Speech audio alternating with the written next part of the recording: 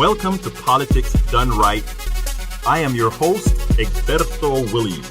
This is the progressive program that will take the mystery out of politics. This is the program that will encourage you to make sure government becomes we the people. Whether you are liberal, conservative, or otherwise, you get to air your point of view. Remember, you can also send me a tweet to EGBERTOWILLIES. That is, at Egberto Willies. Let us engage. It is politics done right. 1, 2, 3, 4. Well, folks, welcome to one more edition of Politics Done Right. I'm Egberto Willies, your host. Thank you so kindly for spending this time with us. We're going to have a great show today. You know, it's been kind of crazy. This morning, I woke up early this morning at, what time was it? I think it was 3 o'clock. 3 o'clock, what time? 3 o'clock in, where was I? I was somewhere on the East Coast this morning. And what did I have to do? Fly out here to Texas, do my workout, and then do this show. It's going to be crazy. So if my mind is not 100%, guys, bear with me. Actually, I was in Baltimore. I was in Baltimore at a conference. Dr. Theis invited me to speak on a panel about what we call civic engagement, having people engage civically and discussing matters of interest to the community, politics, and that sort of thing. So we discussed that for a very long time over there in Baltimore. Had a great time over there because I tell you what, it was the National Association of College Professors and of University and College Professors or something like that. And the idea was we're trying to get students politically involved with the body, of course, being engaged with the body politic. And why? So that we don't repeat what is currently happening now. You know, what is currently happening now, the cancer that has afflicted this country with the election of, well, you know who. But anyhow, so we're going to have a great show today, but I want to tackle a touchy subject today. And I want you to stick with me. I don't care who you are or whatever, because I want you to hear my take. Because earlier today, first of all, while I was in Baltimore, I couldn't watch my Real Time with Bill Maher, which, you know, I love that show.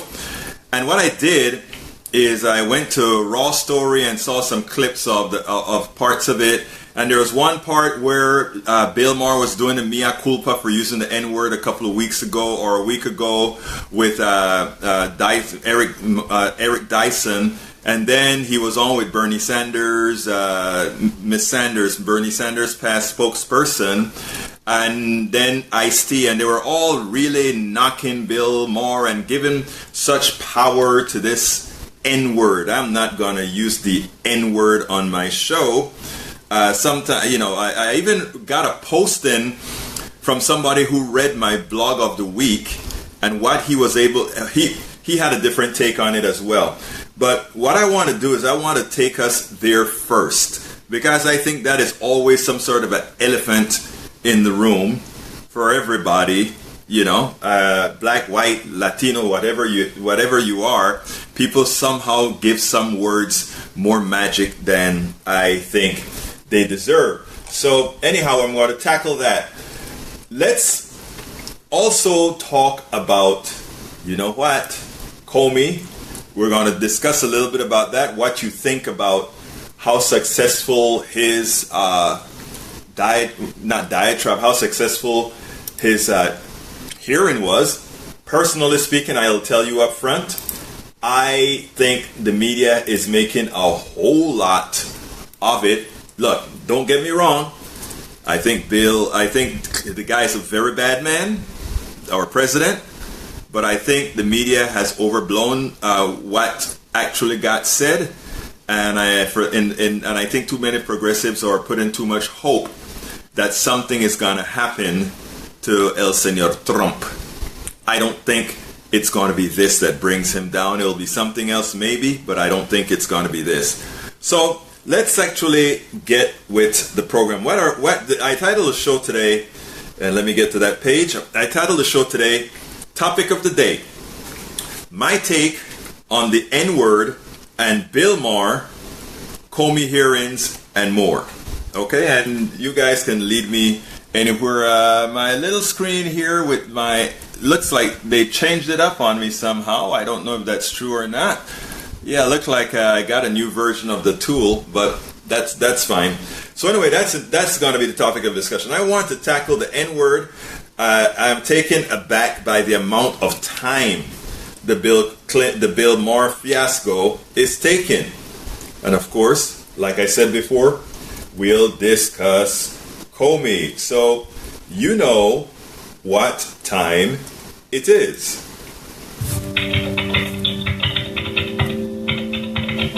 It's time for the weekly blog post. For those just joining us, again, I'm a bit tired. I was up since 3 this morning. I was in Baltimore this morning and flew into Houston. Did my spinning and then came right here to go ahead and get the show done. So if my mind is not sharp, there's a reason why. Anyhow, the title of the blog of the week is called as follows. And I wrote it soon after the Bill Maher thing. Bill Maher and others using the N-word does not bother me. Reality does. And here it goes. I do not want Bill Maher taken off the air. He is crude and says things on issues many are scared to say in the process. He upsets many. Hell, the man is a comedian satirist. But I'll expand further. The explosion of Bill Maher's use of the N-word was shocking to me in the morning when I woke up. It was the second story headline in the evening news. Are you kidding me? Bill Maher using the N-word was the second story headline the day after he used the N-word on nightly news. I don't know.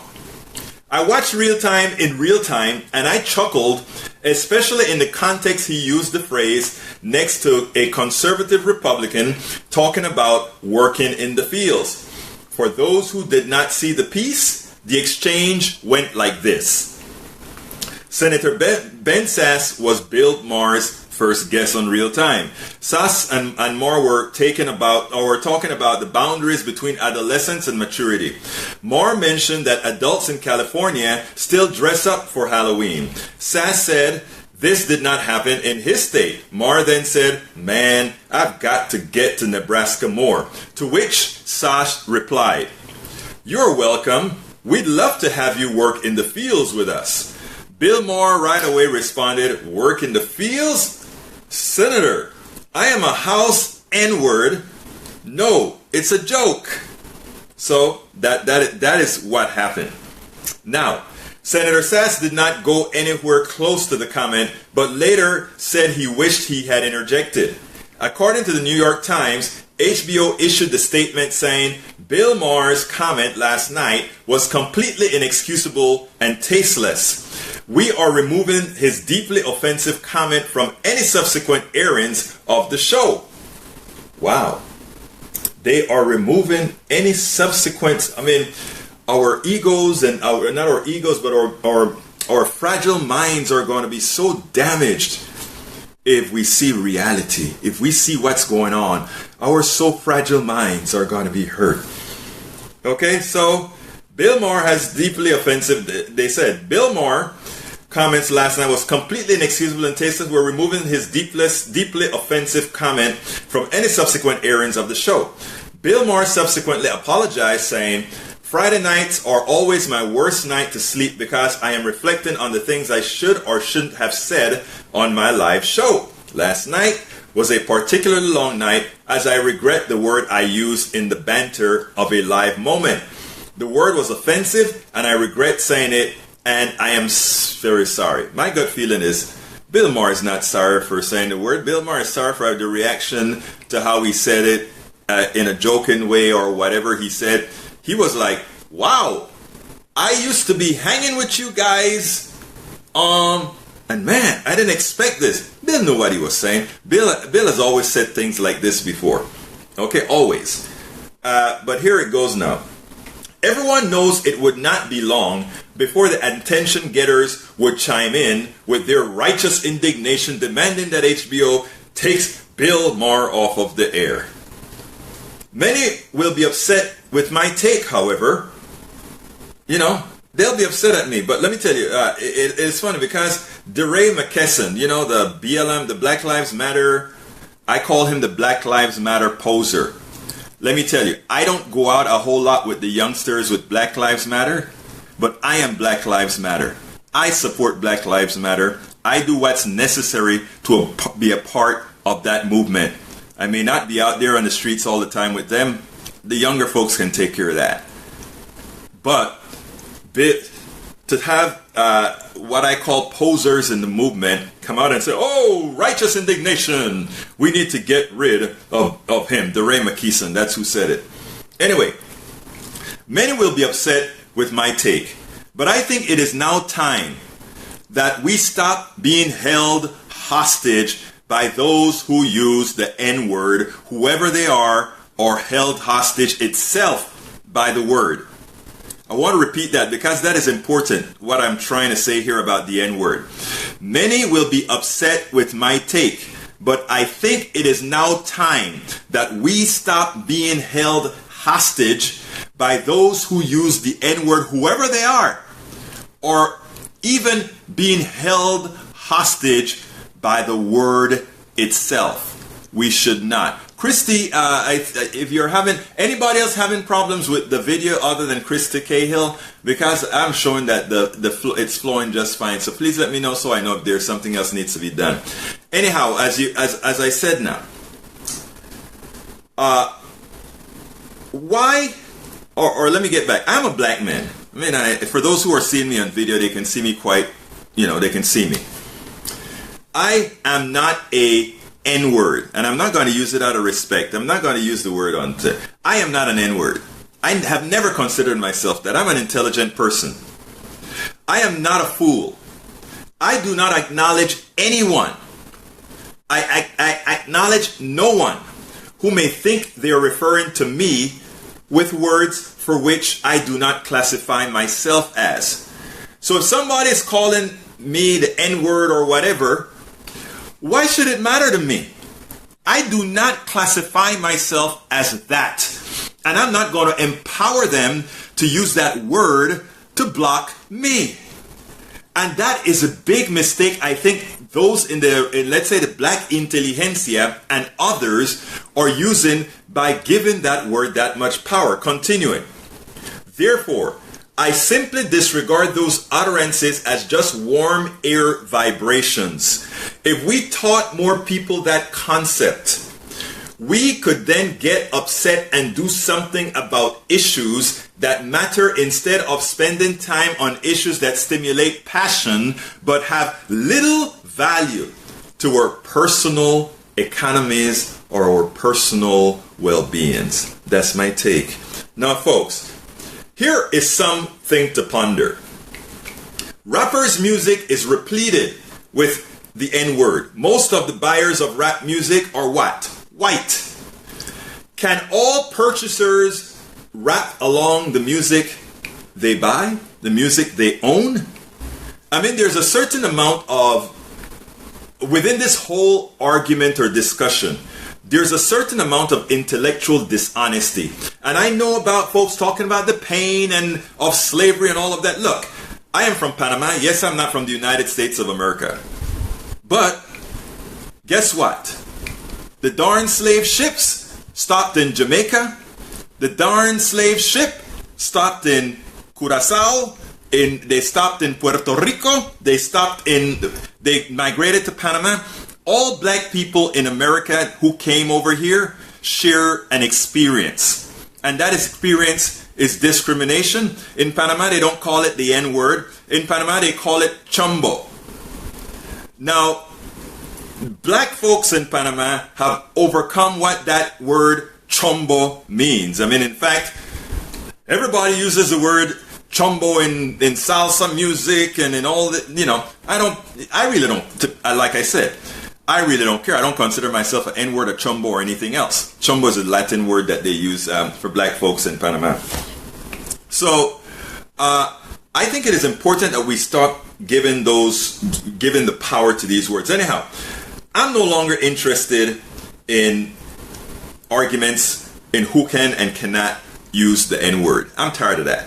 Or for that matter, other offensive words. You know, everybody wants to own the offensive words. Gays want to own the offensive words that we use at gays, but you can't use it. Women want to use the offensive words on women, but you can't use it. And we can go and sub-select people after people after people. I guess if you're black, gay, transgender, or whatever, there's a whole plethora of words that you can use. But if you're I don't want to get insensitive here, but what I'm trying to say is we have to be careful that we don't turn the usage of words into a weapon, and not only a weapon, but we give them power so as to stifle everything else. So here I'll read that again. I am no longer interested in the arguments in who can and cannot use the N-word, or for that matter, other offensive words. The only intellectually honest position, in my humble opinion, is that everyone can or no one can use these words. Again, my humble opinion is that either everybody can use these words or nobody can. And the reason why is the fact that we want to segregate who can and cannot use particular words is yet another form of division. You and your white friends are out to dinner or to a dance, and everybody's jumping up and dancing. And one song has some words about gay people, and one song has some words about the N-word, and one song, and everybody goes into a frenzy now. Oh, can I do that? Look, folks, it is ridiculous. And until everybody, again, either stop using it or make it have no meaning, one or the other. People can talk to me about pain. Nobody can tell me about pain. I am a business owner who went through pain for the color of my skin, that lost contracts for the color of my skin, been shunned for the color of my skin. All of those hurts I've gone through. And my parents have gone through the hate as well. So nobody's gonna, you can disagree with me, but nobody's gonna argue with me and say, well, you have not seen pain. To put it bluntly, because of what I do, I've seen pain for my pigmentation more so than most, both professionally, personally, and otherwise. Now, but again, since one should learn not to make the words from others define or identify them, or let me repeat that. Since one should learn to not to make the words from others define or identify them, it really shouldn't matter if you hear the word or not. We have to teach our children. I taught my daughter, and I don't know if my daughter agrees with my stance here. I never really discussed it. But I know none of these words have an effect on her, because that's not who we grew her up to be at all. Not in the least. That's not her. So we have to get with the program. Bill Maher's use of the phrase house N-word is inconsequential in my humble opinion. However, his stance on the Muslim religion's complicity with terrorism is dangerous. I don't want him removed for that either. Progressives believe in airing our opinions out there, defending them, and ultimately the right one should emerge. In fact, Fareed Zakaria schooled Bill Maher on air, and while Maher refused to relinquish his position, the ability for Zakaria to challenge him on air likely educated many of his listeners on the issue of Muslims and terrorism. It concerns me how quickly progressives can turn on one another. They make a mistake and the piranhas all come in for their pound of flesh and the kill. The right couldn't have better allies. I disagree with Bill Maher on several issues, but I love that he tells progressives some hard truths. Hell, in the same hour his new rules in the same hour, his new rules scolding Democrats was on point, and in my opinion, was much more worthy or much more newsworthy. We spent an inordinate amount of time on a joke that was clearly said without malice. but yet the core of his new rules, which had a very important note that really slammed Democrats appropriately, was lost. Completely lost. Now, I have a similar complaint about the blanket attack given to Kathy Griffin for her tasteless antic, but I'm sure you can extrapolate from the things that I've said so far. Look, if progressives continue to obsess with that which makes us less than pure, the right will continue to use us against ourselves, and their pilfering of us all will continue. I think it is time for us to grow up and see the big picture. And what is the big picture? Reality, folks. Reality is the big picture. I trust that many of us will refrain from groupthink and consider the different points of view. Now that I have made many of you upset, I know, but I'm pretty sure I'm right on this one, my friends. I'm pretty sure we cannot let hot air vibrations define psychologically or affect us psychologically or otherwise. And in my opinion, again, by constantly harping on these things, we've made a people mentally weaker. Because you start to do something, and if I want to disrupt you, I just shout out the N-word. I just shout out the gay word, and I stop you in your tracks from your progress, because now that word has you so upset. That word you're so now confused. Let's get with the program, folks. This is a call-in show. Please call in. I really love people to call in and give me their honest opinion. Telephone number is 646-929-2495. Again, that is 646-929-2495. I would love your opinion on this issue because it is so important in my opinion.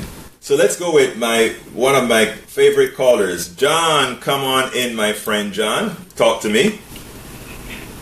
Good afternoon, Egberto. How you doing? Good afternoon, sir. How are you doing? I'm good. Okay, yeah, I mean, I do disagree with you. I figured you would.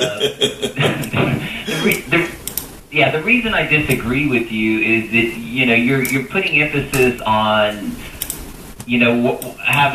saying that people, shouldn't have an impact on words. I mean, words are extremely powerful. Mm-hmm. And so, I mean, if you look at how many people actually commit suicide because they're really oppressed, and either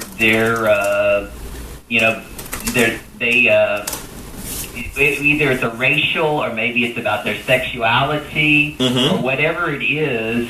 We should, as a society, we should try not to use those words. Can I interrupt you? Let me interrupt you 1 second. I want to interrupt you 1 second because right there, there's something that you're saying there I don't disagree with, and here it goes. I said in my piece, I said we should all agree that none of us use it or all of us can use it. That's what I'm saying. In other words, and you're a white guy, and let me ask you something now. Let's say, I don't know, you're not into rap. You're probably around my age, so you probably don't do rap and that kind of stuff, right?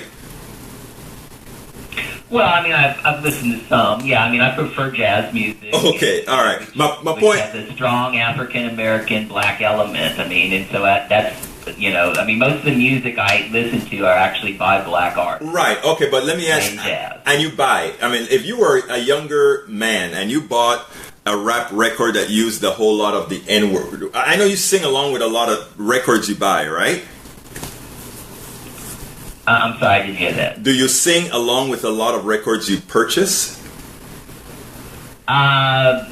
Actually, most of the music I listen to is instrumental music. Okay. But I mean, yeah, occasionally, out of the 10% of vocal music, if I like the lyrics, I will sing along. Right, and what I'm saying now is, if somebody is singing some lyrics that have a great beat and the N-word is all splattered over it, what is the person supposed to do who is supposedly not able to use that word? Skip every time the N-word is used as they sing the other words?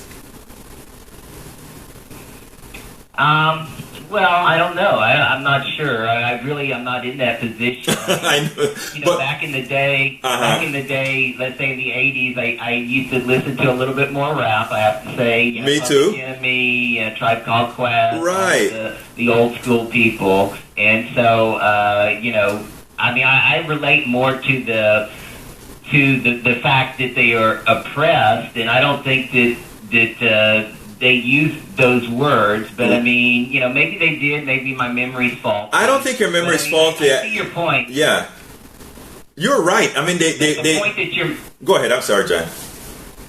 Okay, I think the point that you're making is that within the black community, this word is used as.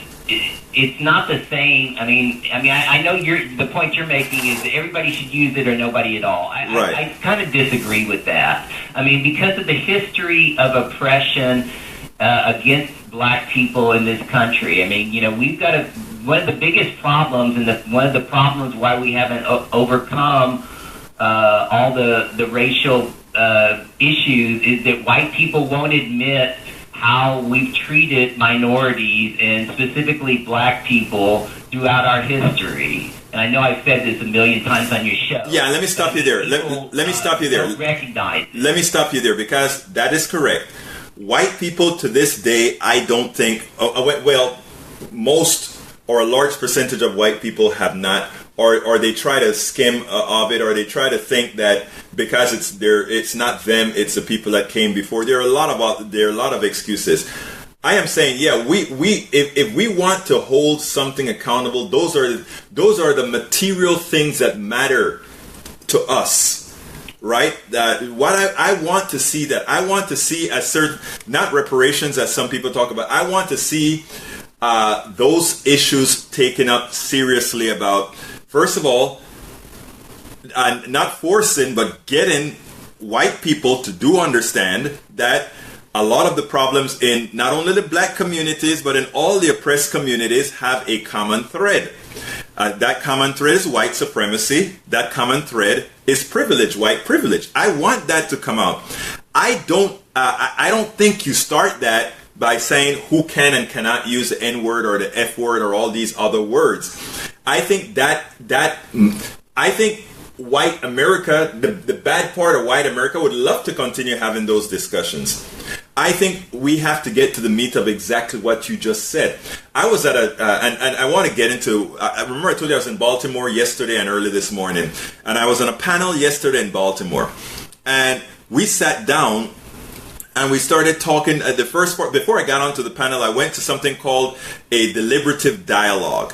And in the deliberative dialogue, what occurs is you bring up the case about, in this particular case, we're talking about police brutality, or not police brutality, but police brutality against minorities and its influences, okay, and what can be done about it.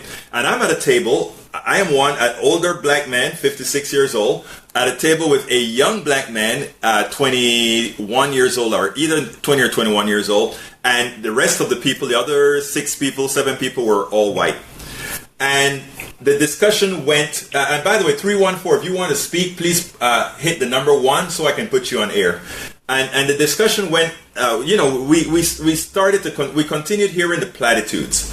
And I finally said, look, there are 2 black people around this table, myself, and if you listen to what the other black person said is, when he goes into stores, he makes himself look a certain way. If he has a hoodie on, he makes sure to take it off or whatever. And some of the white folks on the table were flabbergasted. And I said, look, you have to stop just being flabbergasted. Because what has to happen first is you have to come to the real conclusion that other person that doesn't look like you is really as worthy and as valuable as you are. Because until you are there, you think it is okay, or even if you feel badly for that black person, or that black person go through that, or that Latino goes through that, you are still not willing to do enough because you have not yet believed that that person is just as good as you are. John, I got to keep you on for a while, but I want to bring a new caller in, 314. 314, please enter the discussion. 314, you're on. Yeah, how you doing? Who am I speaking to? Yeah, the echo is real bad. Oh, you're the young man from last year. What's your name again, sir? My name is Tianki. Kian, yeah. How you doing, Tianki? I'm doing pretty good. You know, I was listening to you. I don't have a problem with it. If white folks want to say the N-word, that's I don't have no problem with that. Did you hear my entry before you comment, Tiaki? Did you hear the blog of the week that I read? Or did you? Go ahead. I was trying to listen to you and the other man, but the echo was overcoming. Okay. Did I get rid of the echo now?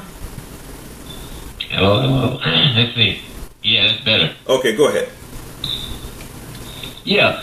No, but it came back. But if blacks want to use that word, if we find them giving an excuse, especially young ones, for using it, that's the generation. That's up to them.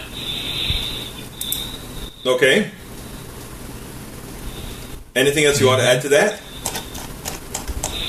Well, on the N-word, since that's what you were speaking on, you had in Trump in your topic. I enjoyed talking about him because he's someone I supported and voted for. Okay, I tell you what, we'll talk about Trump in a little bit. I just want to finish this subject. Let me go through some of the. I'm going to put you back. I just put you on hold, Tiaki. Let me go to some of the things that people have written.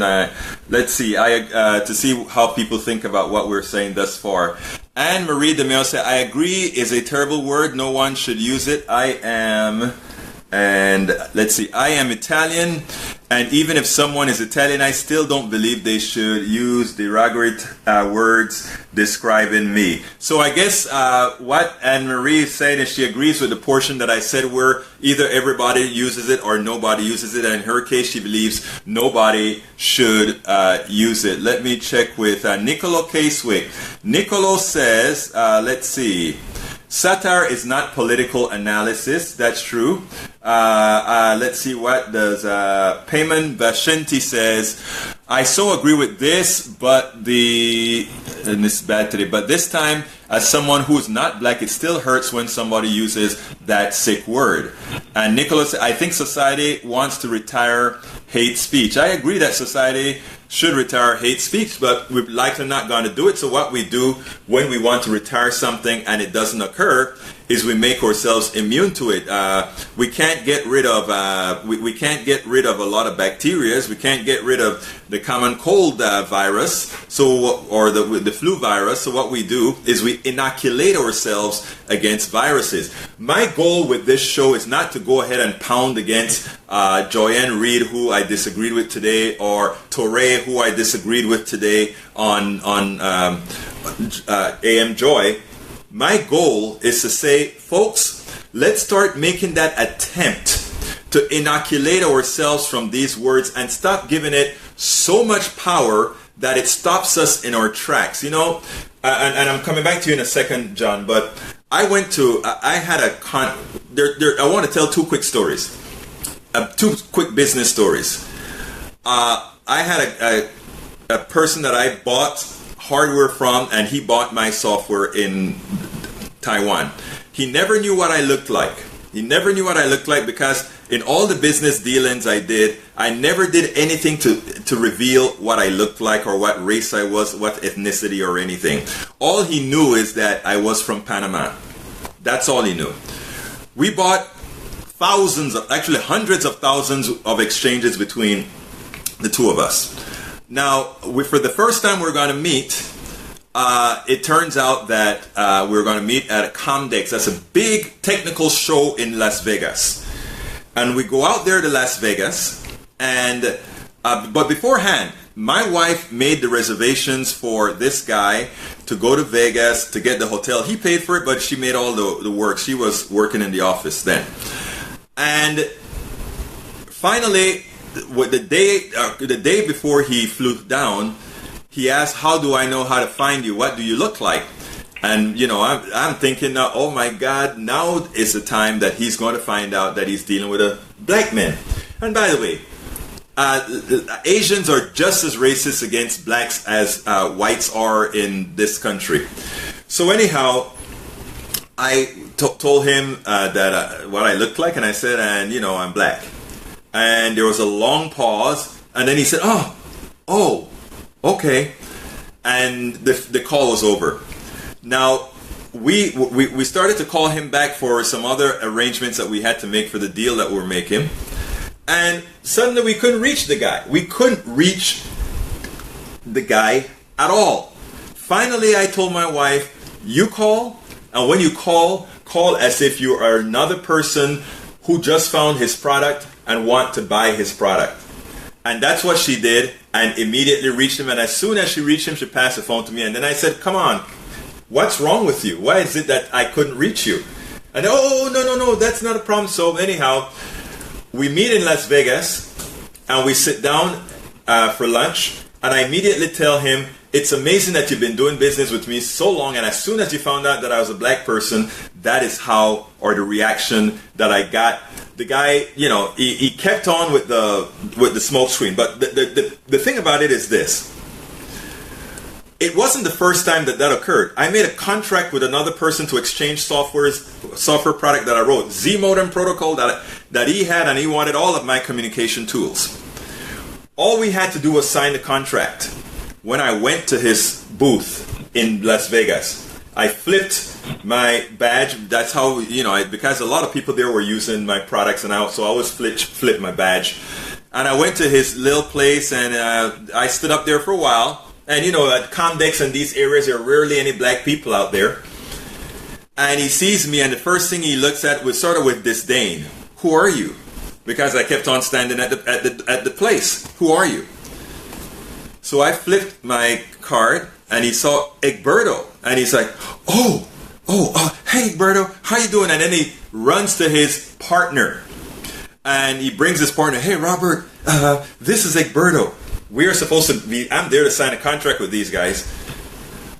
He sees me, and then he says, the partner did. Oh Egberto, we've been thinking about this. We're rethinking the project. And I said, no problem, okay. And I was very cool about it, walked off. That particular Comdex, I took my wife, and I went back to the hotel.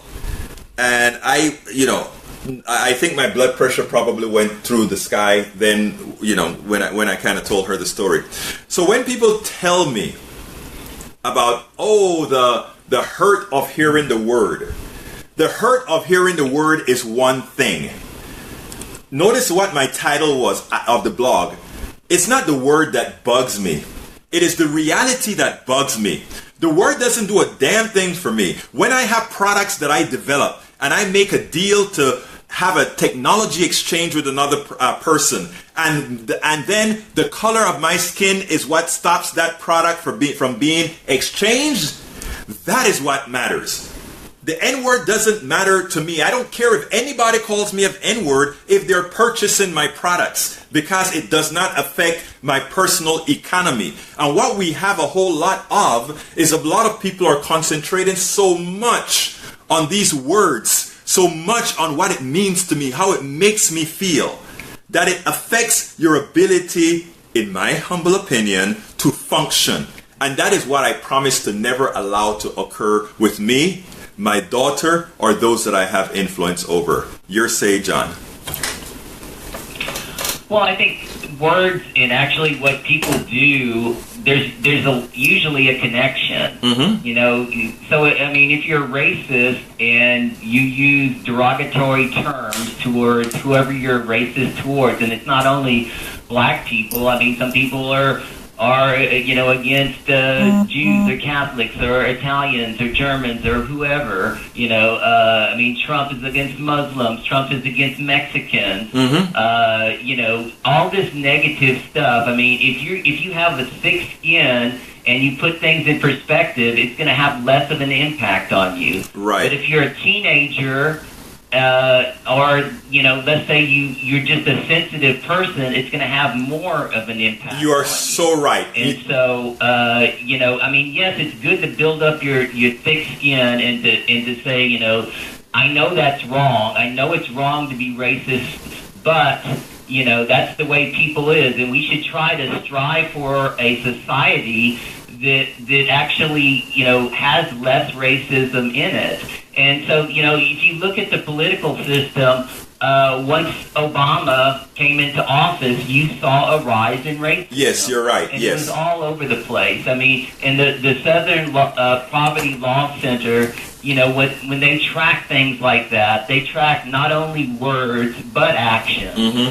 And so I think that there's more of a correlation than you're giving credit to. And, words do have incredible meaning. And, I do agree with your point that, in rap music, it's much more common to use that word. And it doesn't offend me as much as, if a white person says that, because it's more of a part of a kind of a subculture vocabulary. I mean, I still don't agree with it, but I'm not going to spend a lot of time thinking I wish black people wouldn't use that word. I mean, they have the freedom to use the word. People have the freedom to use that word, but is it right? And like Al Franken, he's not going on Bill Maher next week. It was actually last night's show. He was supposed to be on last night's show. He decided he didn't want to go on that shit show. I actually support him. I don't think I would go on the show. I used to watch Bill Maher all the time, but I mean, his anti-Muslim rhetoric just got to the point where I could not respect him. And John, you see, and that is where, John, that is where I am saying, if there was anything to raise up about Bill, that anti-Muslim thing, in my opinion, is something that is actually dangerous. It's not that it's bad. Remember I said, going back to the point where I say I believe in reality. The reality is, I think Bill Maher was given carte blanche to people to hate Muslims or to stereotype Muslim. I think that's what he did, along with the guy that he brought onto the show who wrote the book. I can't remember his name right now, but that came up with some phony polls. But I wanted to give my stance on the race issue. We're not going to agree on this, but what I do say is that I think there are a multitude of opinions on this. I wish more people would think the way I think, because I think it would make for stronger people. And I think when you look at people who classify themselves as black, I think it would be better for them in the long run. Using my examples, and the examples I'm saying is that understanding that the hot air, yes, it can impact your psyche, but it's of little value. What you really want to fight against are those two examples that I gave you there. That two guys who had a contract to sign with me once they saw my pigmentation, no contract. That the Chinese guy that came down here, who was attempting to run away. He was still going to come to the conference. He was just running away from me. So what I'm saying is, those are the issues that I think we should tackle. And you don't tackle them, in my opinion, by saying, don't use the N-word. You tackle it by getting to their heads and their hearts and their minds. And if you get there, they won't have or want to then use the N-word. I mean, and then as far as black people themselves using the N-word, I think it makes the argument a lot. Look, you are enlightened, my friend John. I always tell you that you have the right frame and the right mentality, but not everybody is as progressive as you are. Not everybody is clear thinking as you are, and that presents a problem, because then when you have the rappers and everybody else using the N-word themselves, it does present the ability to create what we call a false narrative on the issue. No matter what kinds of explanation you give, it opens it for a false narrative. But I want to get off of the race subject now, and I want to go to Comey hearings, because I also think Tiaki wants to talk about the Comey hearings. And anybody who wants to call, it's a call-in show. And I'd love, and by the way, if somebody was timid to call about the race issue and eventually wants to talk about it, just give me a call, 646-929-2495. on this show, nothing is off limits, and nothing that you says puts you in the doghouse on this show.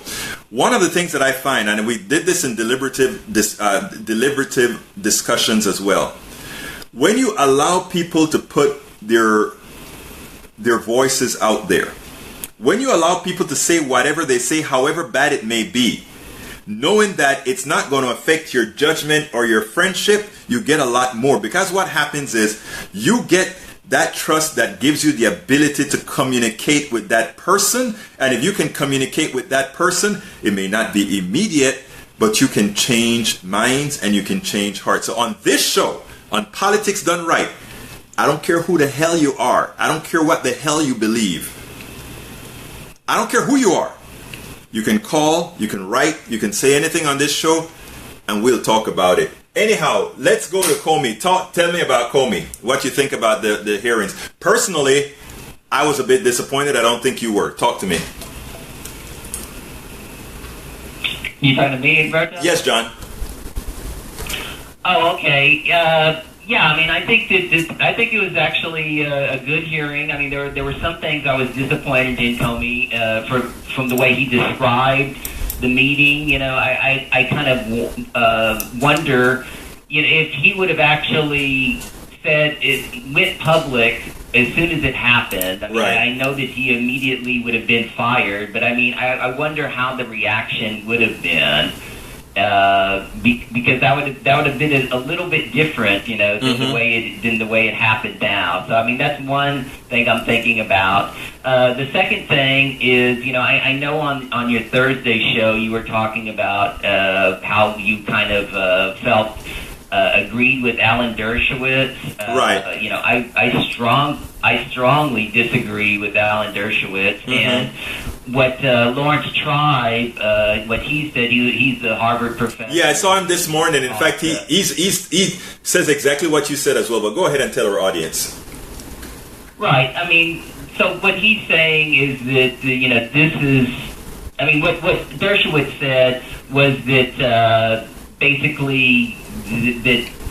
I mean, to me, it's totally ridiculous that a Harvard law professor who's, you know, well respected, I mean, one of the most respected lawyers in the country, would say that the president cannot be charged with obstruction of justice because that was one of the main articles of impeachment that was going against Nixon. Yes, it was. It was about was obstruction of justice. I think you misunderstood Dershowitz, though, and I think the professor also misunderstood Dershowitz. In other words, I think what these guys are trying to point out is the following, and then I'm going to want to bring in Tiaki. Oh well, Tiaki just hung up. I was going to bring him in, but I think what needs to be said here is that impeachment is a political act. And Congress gets to define what it's going to consider the president committing, whatever the Constitution called it, high crimes and misdemeanors. Okay, and while in a legal sense, and I agree with, in fact, listening to Joanne Reed this morning, I agreed with the lawyer that said he committed whatever it was. They weren't going to get him necessarily on infiltrating it, or rather trying to obstruct justice, but get him on corrupting the process. And even in as much as that is legal, the legal idea is that you cannot charge the president while he's sitting. So therefore it becomes a political issue which impeachment allows. And given that we have a Republican Congress, impeachment is unlikely. But, you know, so I don't see it as either or either. What I see it as is what's practical. From a legal standpoint, there is no legal frame to get rid of the president. There's a political frame to get rid of the president. Yes, your turn. I don't think that's true. And I think that Lawrence Tribe actually questioned that also. And I mean, and if you take that, if you give a hypothetical on this also, I mean, let's say the president committed murder, yes, on film in front of millions of people. Are you saying that legally he cannot be charged with that crime? And you know what? I mean, that's absurd. But hold a second. No, nothing. It's not absurd. It's constitutional. Here's the problem. You know, I see. There's disagreement on this. I agree with you that there's disagreement. Let me finish and then I let you in, sir. Let me just say this. You're right. There is disagreement on this. The question: Can the president murder somebody and still can't be taken to jail? My answer is I think that's what the Constitution says. And I think, constitutionally speaking, there's a lot of defects in our Constitution. The Electoral College is a defect. There's a lot of things in our Constitution that is just plain wrong, just plain stupid. 3/5 of a man was just plain stupid. So let's not look at this document as it's great. So I think, of course, if the president was to kill somebody, from a political standpoint, yeah, they would get him. They would go ahead and impeach him. But I don't think that they could do anything other than impeach him. But go ahead, my friend. Well, I'd like, what is the constitutional basis for your argument, though? Besides other people say that. Actually, that's what I'm going to tell you. Other lawyers say that because I am not a lawyer, right. So that's all I can say. Right. I mean. And Tribe has said that you know this is something that is disputable, and what he's saying that there's nothing in the Constitution that actually says that they couldn't be charged. This is what Lawrence Tribe is saying. Right. Dershowitz is saying the opposite. I'd like to see the citation that Dershowitz is using. Maybe I'll look that up after this. Well, there's one other thing that they say about the Constitution. The Constitution gives powers, right? And any power not given within the Constitution is then relegated to the states, right?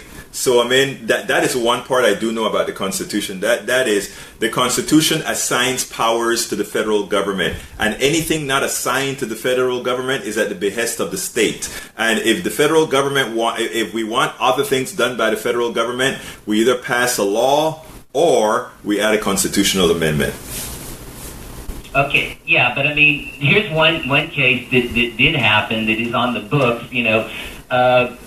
When Paula Jones sued Bill Trump. Clinton, yeah, Clinton said, "No, I'm not going to take a deposition right. because I'm the president." And the Supreme Court said, "No, right. You're wrong. You can be sued. You can be sued in a civil court. The president can be sued." And so I actually agree with Lawrence Tribe. I think Dershowitz is way off base here, and I think that he could be charged with anything. But, I mean, you're right. Essentially, the way that even Tribe is saying that the real idea is to have impeachment. And like I said before, you know, a lot of people are describing what's happening now as a constitutional crisis. I wouldn't call it a constitutional crisis. This is a congressional crisis. I agree with that. A crisis, John, of corruption of the Congress. I agree with that. Let me bring somebody else into the discussion. 303, who do I have the honor of speaking with? Hi, this is Miko in Denver. How you doing? Miko, how are you doing today? Good. Well, I think this is just the tip of the iceberg with Comey. There's so many leads to follow, and Comey's main motivation, and he stated that in his testimony, ultimately when he leaked these memos of the occurrences that didn't look good, but to me they didn't rise to the occasion of a crime, but it was certainly an indication of sort of abuse of power. Some feminists have even come to Comey's rescue and say, "See, that's how I feel, you know, when I'm in the room with the boss." Yes. You know, I think it's profound. The loss of trust is the most important tragedy here. Well, so what's your opinion? How did you feel after the hearings? Did you feel like Trump was any closer to maybe, as John would say, be either impeached or charged with something? I think the attention's on the special prosecutor now, and so we just don't know.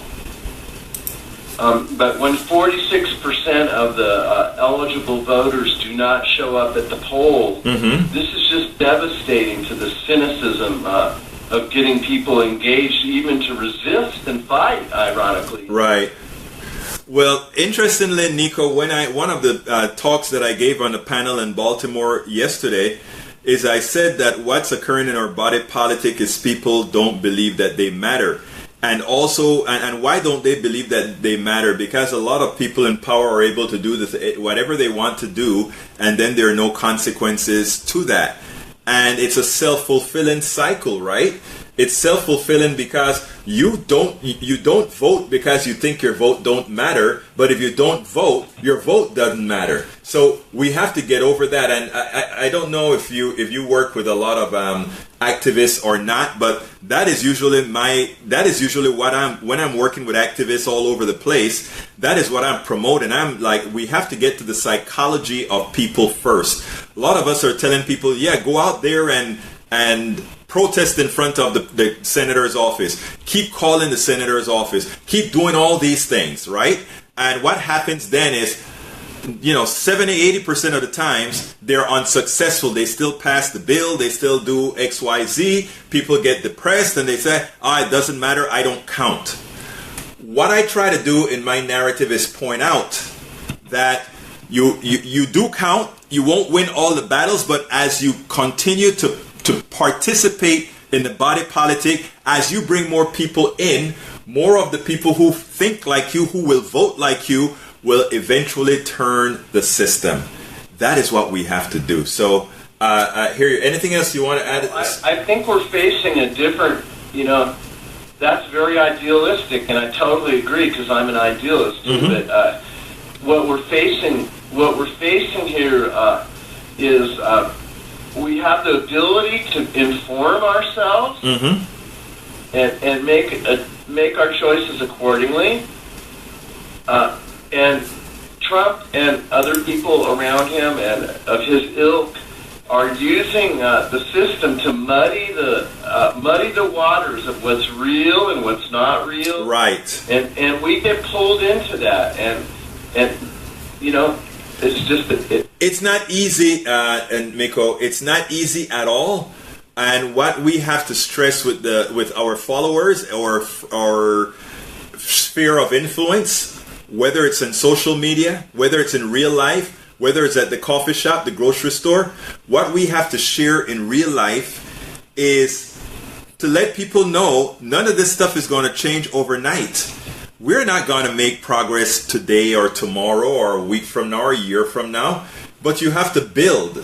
And so, in effect, we can't... Well, that reinforces what you're saying is like, let it roll off your back. What Bill Maher said, is not really the problem is really our focus needs to be somewhere else. On the specifics and...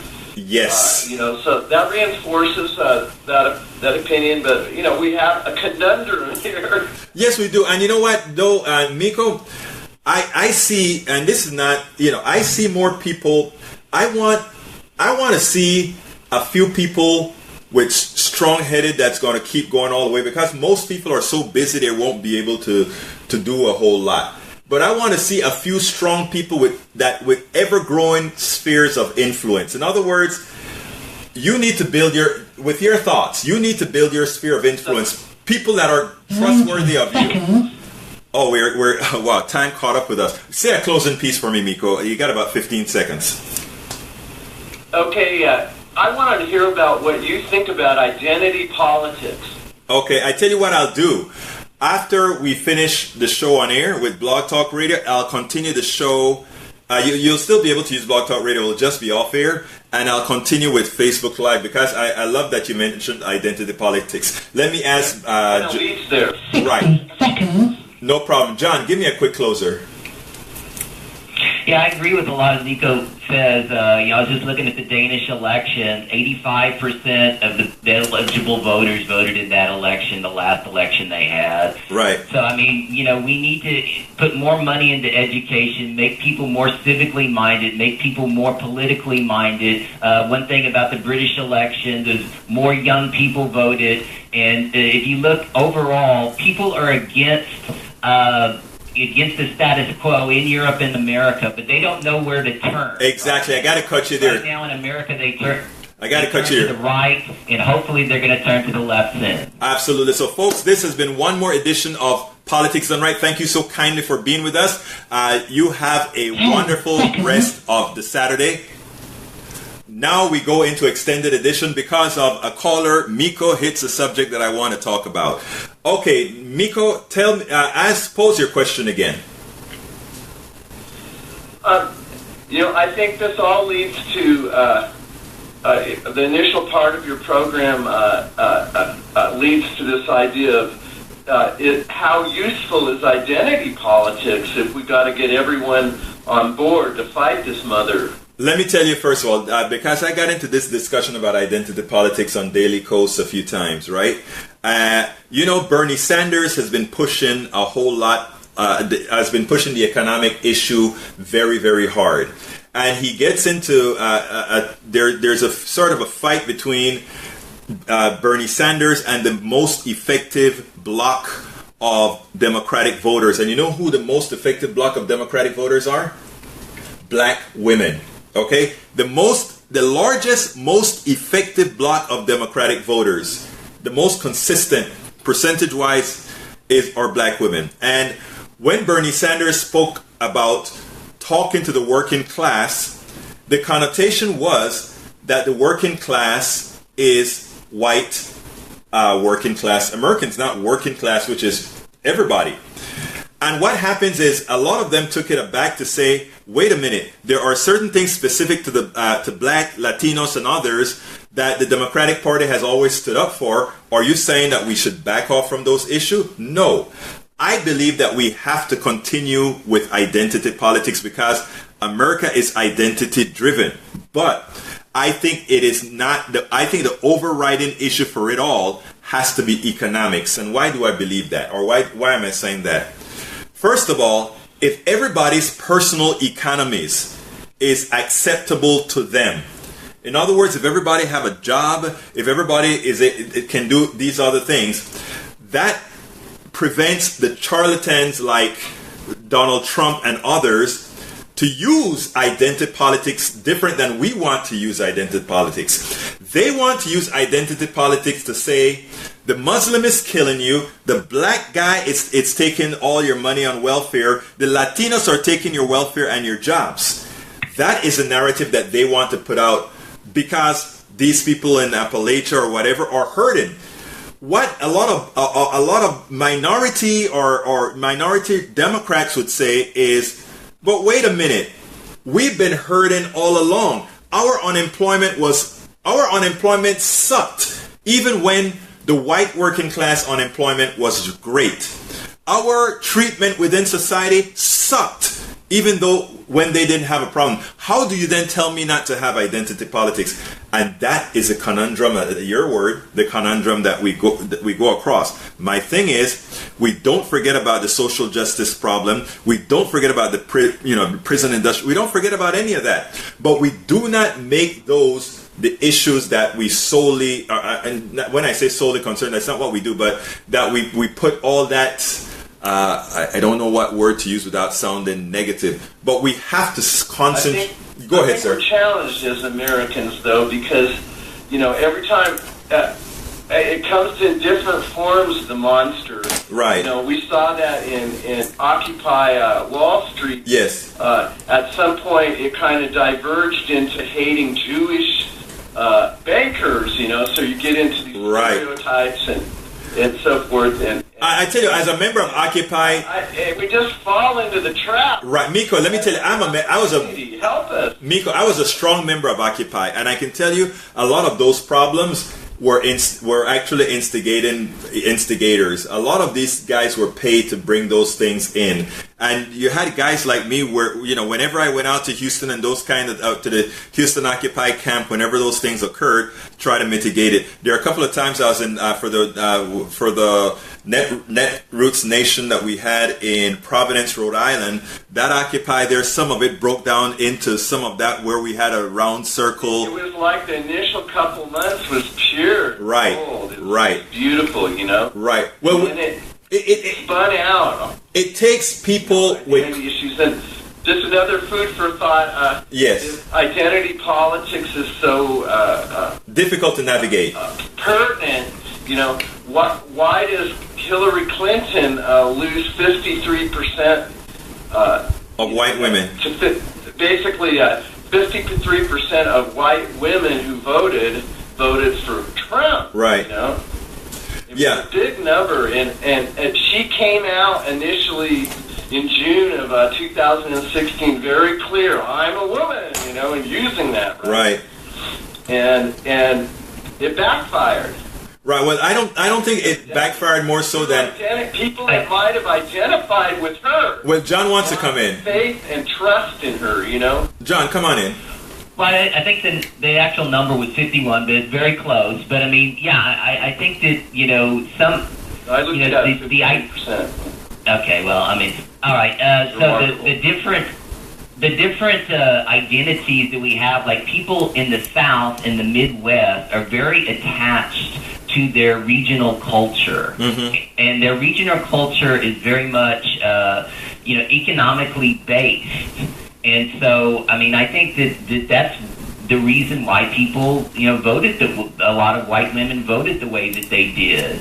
And also, you know, you have to understand the negativity that was put up. I mean, Trump, this is the most negative campaign, and they vilified. Now, I'm a Bernie supporter, you know, just like Egberto, but you know, I voted for Clinton also, like Egberto, and just because I felt that was the thing to do. You would definitely be better than on that one.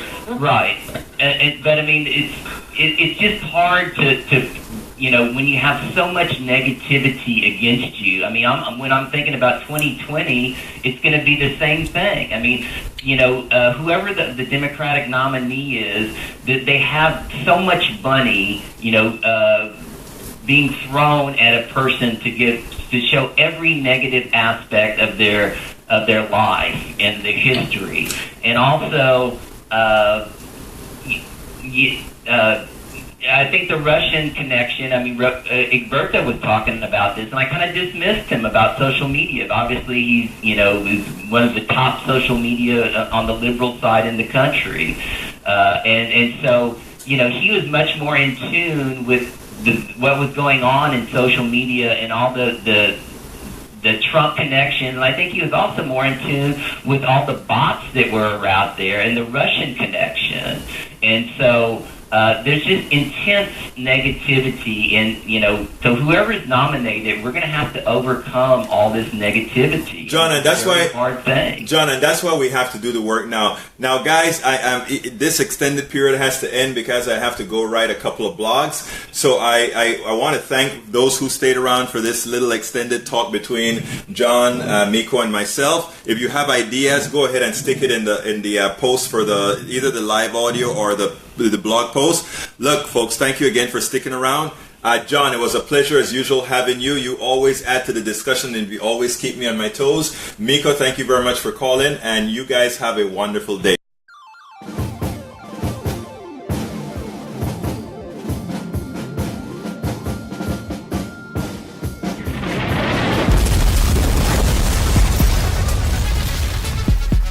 Welcome to Politics Done Right. I am your host, Egberto Williams. This is the progressive program that will take the mystery out of politics. This is the program that will encourage you to make sure government becomes we the people.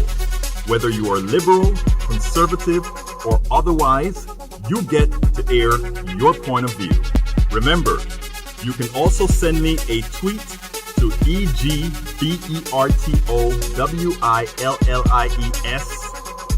That is, at Egberto Williams. Let us engage.